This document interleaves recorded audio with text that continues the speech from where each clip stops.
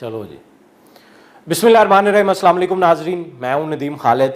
नाजरीन, आयशा अकरम का जो केस है उस पर बहुत सारी चहमगोइयाँ जारी हैं। कुछ लोग इसको साजिश करार दे रहे हैं और कह रहे हैं ये खुद से किया हुआ एक ड्रामा था और ये इसके साथ 8 लड़के थे और ये 8 लड़कों ने खुद ही पहले मशहूर किया कि ये टिकटॉक स्टार है। उसके बाद जब सेल्फियों का सिलसिला शुरू हुआ, सेल्फियों के बाद बदतमीज़ी होना शुरू होगी, तो उस वक्त ये खामोशी से जो टीम के उसके मेंबर थे, जो उसके साथ लड़के थे, वो साइड पे होकर तमाशा देखते रहे। और बाद में जब एक लड़का गोद में भी उठा के जो है वो उसको लेकर जा रहा है और बचा रहे हैं, तब तक मामला उनके कंट्रोल में नहीं रहा था। इस तरह की चहमगोइयाँ जारी हैं और हमारे मुआशरे में कोई ये नई बात नहीं है कि हमें हर बात में कोई साजिशी थ्योरी चाहिए होती है, कोई इस तरह की बात चाहिए होती है कि असल मामला जो है वो दब जाए। मेरे साथ जाबिर वकास है, इनसे जानते हैं इसके हकायक, ये जो मुख्तलिफ इस वक्त चहमगोइयाँ जारी हैं और इस तरह के बयानात दिए जा रहे हैं, उनकी हकीकत क्या है और असल मामला जो है, और क्या ये आयशा बेग जो है, आयशा बेग ऑफिशियल के नाम से इनका टिकटॉक है, ये उनका एक इंटरव्यू भी आ चुका है अब एक यूट्यूब चैनल पर। तो इनसे जाबिर वकास से हकायक जानते हैं क्या है। अस्सलाम वालेकुम जाबिर। वालेकुम सलाम। ये बताएं कि आयशा बेग जो हैं, ये जो इसके बारे में ये कहा जा रहा है कि जी ये तो इनकी तरफ से खुद से एक ड्रामा किया गया है, ये उस वहाँ पर गई क्यों जब इतने वहाँ पे मर्द थे, तो क्या कहेंगे इस पर? क्या ये वाकई एक ड्रामा था? आप रिपोर्टर हैं, आपकी सेंस क्या काम करती है? देखें, 10 बंदे हों, 100 बंदे हों, 1000 बंदे हों, बतौर पाकिस्तानी शहरी किसी को भी हक है वो कहीं पर भी जाए, कुछ भी करे, मर्द हो खातून हो, ठीक है। दूसरी बात ये कि वो वहाँ पे यूट्यूबर थी, वो अपनी वीडियो बना रही थी। हाँ, उसका ये हुआ कि उस दौरान लोगों ने, इन्हीं लोगों में जो शामिल लोग हैं, उन्होंने ही इनके साथ सेल्फ़ीज़ बनाना शुरू की थी। ये हकायक है कि ये सेल्फ़ीज़ बनना शुरू हुई थी और फिर ये जो सेल्फ़ीज़ बन रही थी, इसकी वीडियो अलग से बन रही थी जो इनके टीम मेंबर्स बना रहे थे। अमूमी तौर पे हम ये देखते हैं ये रवैया, चाहे वो टिकटॉक हो, स्नैक वीडियोज़ हों, तो उसमें लोग जो हैं वो इस तरह की वीडियोज़ डालते हैं ये दिखाने के लिए कि देखें हमारी ये फ़ैन फॉलोइंग है, और अगर हम पब्लिक में कहीं जाते हैं तो लोग हमारे साथ सेल्फ़ी खिंचवाना चाहते हैं। तो उसकी लदा से वीडियोस भी बन रही थी। इसी दौरान ये हुआ कि चूंकि वहाँ पे हर किस्म का क्राउड होता है और मीनार पाकिस्तान पे सिर्फ लाहौर नहीं, लाहौर के इर्द गिर्द से और बहुत सारे दीगर शहरों से भी लोग आते हैं, लड़के वहाँ पे। और 14 अगस्त को तो बहुत बेहंगम किस्म का होता है, हमें रिपोर्टिंग में बड़े मसाइल का सामना करना पड़ता है, अगर याद हो आप। बिल्कुल नदीम, इसमें तो कोई दो राय नहीं है, बल्कि उस दिन भी, जिस दिन 14 अगस्त की रात थी, 13 से, मतलब हम लिबर्टी मौजूद हैं, मारलोड मौजूद हैं, तो हमने कोशिश की कि इस तरह खड़े हों कि लड़के, वही तो एक लड़की है, लड़के को मसला ना हो, क्योंकि ये धक्के देते हैं और अजीबोगरीब हरकतें करते हैं और आपकी जो है वो जो काम करने की सलाहियत है उस पर असरअंदाज होते हैं। तो वो खातून थी और खातून को जो है वो उन्होंने जो है वो बदतमीज़ी शुरू कर दी, उनके हाथ लगाना शुरू कर दिया और फिर आहिस्ता आहिस्ता ये चीज़ काबू में नहीं आई और वो हर शख्स जो है वो, लड़का जो है वो कह के चले अब उसके साथ हो रहा है, मैं भी जो है ये काम कर लूँ। कुछ लोग बचाने के लिए ज़रूर मौजूद थे, लेकिन उनकी तादाद कम थी और जो पंगा कहती है जो मुझे बचा रहे थे वो भी मुझे हाथ ही लगा रहे थे। तो जाहिर है उसमें हाथ तो लगना है। आप देखें कि अगर एक शख्स क्राउड के अंदर फंस गया है तो उसको क्राउड से फूंक मार के तो निकाला नहीं जाना ना, या उसको आवाज दे के तो नहीं ये क्राउड में पीछे होना, उसके गिर्द घेरा बनाकर उसको कहीं ना कहीं उसको हाथ तो लगेगा। अब देखें, आप एक वीडियो चल रही है कि उसमें एक शख्स जो है उसको उठा के लेके जा रहा है गोद में, तो उसको वहां से उठाया है तो काम बना है ना, मतलब जिस दीवार के साथ वो लगी हुई है या उससे वहां पे उनको खींचा जाना था, वहां आगे गई है। अच्छा, उसके बाद वो लड़का वहां से निकल नहीं सका उस जगह से, फिर उनको नीचे उतारने की कोशिश की गई है और वहां पे नीचे उतारने के दौरान उनके कपड़े फटे हैं और बरहना हुई है वो, और वो ये बिल्कुल गलत हुआ है, इस तरह बिल्कुल नहीं होना चाहिए था। मतलब कल को क्या हमारी फैमिलीज ने बाहर नहीं जाना, आपकी फैमिली ने बाहर नहीं जाना, तो क्या वहां पे 10-10 गार्ड साथ लेकर जाने हैं, या हमें वहां पे हर जगह ही पुलिस चाहिए होगी? लेकिन यहाँ पे पुलिस होनी चाहिए थी। 14 अगस्त का दिन था, डिप्लॉयमेंट होनी चाहिए थी, लोग हल्ला गुल्ला करते हैं, वहाँ फैमिलीज ने जाना होता है और ये एक ज़्यादा पिकनिक पॉइंट नहीं है। अपनी ग्रेटर इकबाल पार्क की अपनी सिक्योरिटी जो है वो वहाँ कुछ नहीं कर सकी, जब पुलिस को भी वो कहती है 2-3 दफ़ा उसने कॉल भी की वहाँ पर मौजूद लोगों ने, पुलिस नहीं आई, लेकिन वो अपनी सिक्योरिटी ग्रेटर इकबाल पार्क की कहीं नहीं थी। ये तो बहुत बड़ा उसमें लैप्स था। बिल्कुल लैप्स था। मतलब आप ये देखें कि हमें हर जगह नाके लगे नजर आ रहे हैं पुलिस वालों के, लेकिन मीनार पाकिस्तान जहां पे लोगों का इकट्ठ हो रहा है वहां पे कुछ नहीं है। क्यों नहीं है भाई?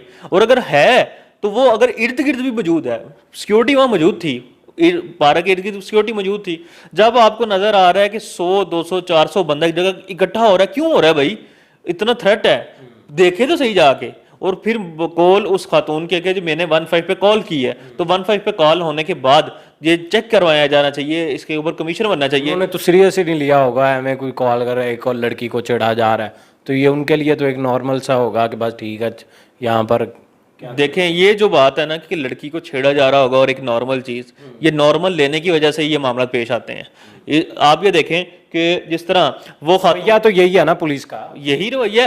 आप ये देखें मोटरवे केस में वो कहते हैं जी मैंने 15 पे कॉल किया है, वो कहते हैं हमारा इलाका नहीं बनता, 130 पे कॉल किया मोटरवे को, वो कहते हैं हमारा इलाका नहीं बनता। वो इलाके के चक्कर में, वो मदद के चक्कर में वो खातून कितनी देर वहां रही और फिर बिला के वाबत मली जैसे दरिंदे वहां पहुंचे और उन्होंने उससे फायदा उठा लिया और वो जो है उनको जिंदगी का शिकार कर दिया। तो ये सारी वजह है कि आपके लोग 2-2.5 घंटे कम अज कम का जो टाइम है जिसमें लोग उनके साथ बदतमीजी करते रहे हैं मीनार पाकिस्तान में, तो आप वहां पे मौजूद ही नहीं है। कोई सर्विलेंस वाला, कोई क्या नाम है उसका, डोल्फिन वाला वहां नहीं पहुंचा, ना कोई और वहां पर पहुंचा। ये तुक क्या है इस बात की कि जी हम लोग जो है, और जब तक ये वीडियो हमने ब्रेक नहीं की थी, मैंने अपने बोल्ड टीवी पे, दीगर मीडिया पे नहीं चली, जब तक इसके ऊपर ट्रेंड नहीं बना सोशल मीडिया पे, तब तक कोई किसी को होश नहीं आया। मैं दावे से कहता हूं कि सीसीपी लाहौर का नोटिस का जो आज लेकर आए हैं सिर्फ इसलिए कि इस बात पे गुस्सा किया इमरान खान साहब ने इंतहाई के, अभी तक कोई बंदा पकड़ा नहीं गया। एक और वजह बताएं मुझे एक चीज़ समझ नहीं आ रही, गैप है इसमें। 14 का ये वाक़या है, 17 तारीख को ये वीडियो वायरल होती है और 17 को FIR होती है। उससे पहले जो अंदर 3 दिन गुजरे, वो लड़की पर क्या गुजरती रही, उस बेचारी वो किस उस सिचुएशन में रही होगी कि वो 3 दिन वो थाने भी नहीं जा सकी, और पुलिस को चूंकि उसे था कि जिन्होंने अभी बचाया नहीं, तो क्या पुलिस का इस पर कोई मौक़िफ़ है कि वो 3 दिन क्यों गैप है उसमें? देखें पुलिस का तो इस बात में कोई मौक़िफ़ नहीं है।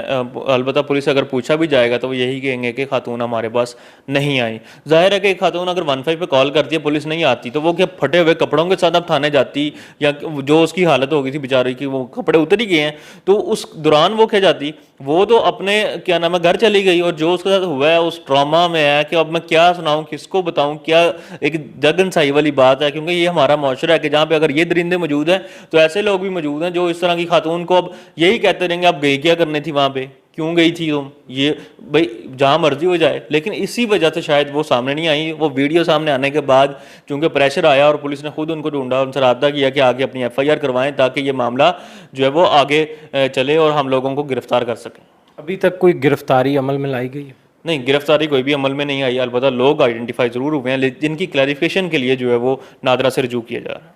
अच्छा, मुझे ये बताएं कि ये जो लड़की है आयशा अकरम या आयशा बेग, इसका क्या बैकग्राउंड है? ये वहाँ पर जो है वो वीडियो बना रही थी FIR के मुताबिक यूट्यूब के लिए। मेरी उससे बात हुई, उसने कहा मैं यूट्यूब की कोई वीडियो नहीं बना रही थी, हम घूम फिर रहे थे अपना वहाँ पर, इस तरह की, इसके अलावा कोई बात नहीं हुई।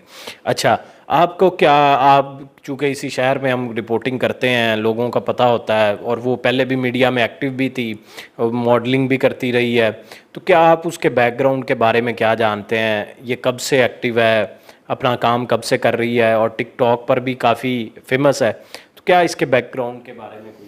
देखें टिकटॉक पे ज़रूर फेमस होंगी, लेकिन टिकटॉक पे जो फेमस होने के मुख्तलिफ़ किस्म के स्टंट किए जाते हैं, उनमें ही ये स्टंट शामिल था कि मतलब आप जब लोगों के साथ सेल्फीज़ लेना शुरू करते हैं, किसी बहाने से एक्टिव होना शुरू होते हैं, मतलब एक तो आम खातून चाहे बैठी हुई हैं, अकेली भी बैठी हुई हैं, तो उसके ख़िलाफ़ जाने के लिए, उसको तंग करने के लिए तो बाकायदा प्लानिंग होगी। लेकिन अगर आप उनको वेलकम कर रहे हैं ना सेल्फ़ी के लिए, तो आप ये बता रहे हैं अगले को कि मेरे पास आना तुम्हारे लिए नुकसानदेह नहीं है, तो वो जब लड़के जमा हुए हैं तो फिर उसके बाद वो शरारती लड़के भी उनमें साथ शामिल हुए हैं। अब देखें इनका तो ये है कि मुझे ये ज़रूर पता है कि ये गुलगारा हैं, मतलब कोई गाने का जो है ना वो इनका भी करती हैं, और इस हवाले से वो बेहतर जानती हैं कि वो अब क्या चीज़, अपनी शनाख्त किस चीज़ को सामने लाना चाहती हैं, किस चीज़ को नहीं सामने लाना चाहती। लेकिन ये उनके शनाख्त का इशू इतना नहीं है, असल इशू ये इस बहुत सारे लोग जानना चाहते हैं ना उसके बारे में, वो कौन थी, वहाँ क्या कर रही थी, इस तरह के कई सारे सवाल जो हैं वो जन्म ले रहे हैं। अच्छा, टिकटॉकर के तौर पर तो चूंकि उसकी वीडियोस बेतहाशा आ गई, जो लोग मीडिया इंडस्ट्री में उनको पता है कि वो सिंगिंग भी कर रही थी, उसमें भी अपना करियर जो है वो परसू करने की कोशिश कर रही थी। यूट्यूब वगैरह पे वो कहती है मैं काम नहीं करती थी। जी, यूट्यूब पे वो काम नहीं करती थी, अलबत्ता उस दिन वो उन्होंने जो अपनी, देखिए हमने सरकारी तौर पर जो डॉक्यूमेंट का हिस्सा बनाया है उनकी स्टेटमेंट, वो है एफआईआर के ऊपर कि मैं यूट्यूब वीडियो कर रही थी। तो इसलिए जो है वो इस मामले के ऊपर हम वही बात करेंगे। और इसके हवाले से अगर वो टिकटॉकर भी थी तो टिकटॉकर भी जो है वो आजकल अपनी वीडियोस जो हैं उसको उसके ऊपर डाल देते हैं, जो कि यूट्यूब के ऊपर। और इससे ज़ाहिर बात है कि अर्निंग का मामला है, लेकिन इस तमाम मामलात में जो है वो उनकी जो भी वहाँ पे टेंशन्स थी उनका ये मतलब बिल्कुल नहीं था कि वो अब हम अपने माशरे को किस तरह जज करें? कोई तालिबानों के मुल्क में, अफ़गानिस्तान में ये नहीं सोच सकता, कोई काफरों के मुल्क में ये नहीं सोच सकता। जैसा वाक़या हमारे मुल्क में हो गया, तो हम कौन सी मखलूक है? हम अपने माशरे को किस तरह जज करें? अपनी माओं बहनों की किस तरह हम इज़्ज़त करा लेंगे इस माशरे में, जब ये दरिंदगी का ये आलम होगा कि एक लड़की के साथ फुटबॉल की तरह खेलते रहे हैं और हर एक के हाथ में मोबाइल था, सबको पता था, लेकिन ये उनको खौफ नहीं था, डर नहीं था। तो हम अपने माशरे को किस तरह जज करें? देखिए, कानून की जो रिट है ना वो नहीं है। देखिए, मैं ये कहूँगा कि माएँ कोशिश यही करती हैं कि उनकी औलाद अच्छी बने, उनकी अच्छी तरबियत करती हैं। जब ये बड़े होते हैं, बड़े होने के बाद इर्द गिर्द सोसाइटी में घुसते हैं तो वहाँ से नेगेटिव चीज़ों को ऑब्जॉर्व करते हैं और फिर उसके बाद इस तरह के मामला पेश आते हैं। इस हवाले से अगर आपको पता हो कि कुछ दिन पहले सिंध में ये हुआ था कि वहाँ कब्र से निकाल के एक जवान बच्ची को, उसकी डेड बॉडी को, उसका रेप किया गया था। तो इस रेप के इस मामले के ऊपर जो है वो आप ये देखें कि जब वो कब्र में गई खातून जो है वो इससे बच नहीं सकी, तो इसका मतलब यही है कि जो फ्रस्ट्रेशन है, दिमाग का फतूर है, इसको ख़त्म करने के लिए हमें कानून की रीट लानी पड़ेगी। वरना हम किस चीज़ से रोकेंगे? हम अगर ये बात करेंगे कि किसी का ये लिबास इस तरह का था, तो वो क्या कब्र में लेटी खातून का लिबास इस तरह का था? आप, ये एक मखसूस जहनियत है जिसको जो है वो अलहदा करके इसका इलाज करना पड़ेगा। जिस तरह नूर मुकद्दम केस में मामला लिबास का नहीं था, ना कुछ और था, ये उसकी जहनी बीमारी का इशू था कि उसने उस शख्स के और बच्ची के साथ जो है नूर मुकद्दम के साथ उसका रेप किया, फिर उसके बाद उसकी गर्दन तक उतार दी। और किस तरह के माइंड में होगा, हालांकि वो एक अरब खरबपति फैमिली का बच्चा है। बिल्कुल नाजरीन, और आप भी इस बच्ची को, आयशा अकरम को, वी सपोर्ट आयशा अकरम के नाम से ट्वीट करें, इसको सपोर्ट करें, इसको इंसाफ के लिए सपोर्ट करें, क्योंकि एक तरफ बहुत बड़ा हजूम है और उस हजूम से इंसाफ लेना हमारे इदारों के लिए भी चैलेंज होगा। उस